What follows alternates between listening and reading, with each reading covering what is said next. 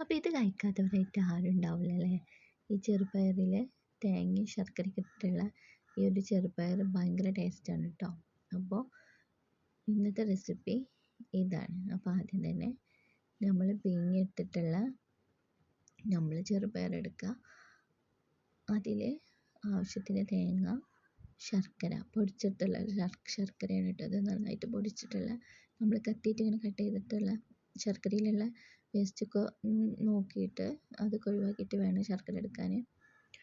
എന്നിട്ട് ഇതിലേക്ക് ചെറുപയർക്ക് ശർക്കര കുറേശ്ശെ ആഡ് ചെയ്ത് കൊടുക്കുക. എന്നിട്ട് നന്നായി മിക്സ് ചെയ്യുക. ശർക്കരൻ്റെ കൂടെ തന്നെ നമ്മൾ തേങ്ങയും കൂടെ ചേർത്ത് കൊടുക്കണം കേട്ടോ. അങ്ങനെ ശർക്കര ഇളക്കി കൊടുക്കുമ്പോൾ അതോടൊപ്പം തന്നെ അതിൻ്റെ തേങ്ങയും കൂടെ ആഡ് ചെയ്ത് കൊടുക്കുക.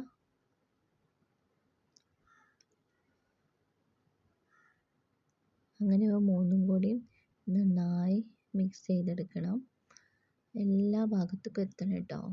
ചെറുപയറിൻ്റെ എല്ലാ ഭാഗത്തേക്കും ഈ തേങ്ങ ശർക്കര എത്തുമ്പോഴാണ് അതിന് ഭയങ്കര ഒരു രുചി ഉണ്ടാവുക. അങ്ങനെ ചെയ്തെടുത്തിട്ടുള്ളതാണ് കേട്ടോ അത്. അപ്പോൾ വീഡിയോ എല്ലാവർക്കും ഇഷ്ടമായി ലൈക്ക് ചെയ്യുക, സബ്സ്ക്രൈബ് ചെയ്യുക.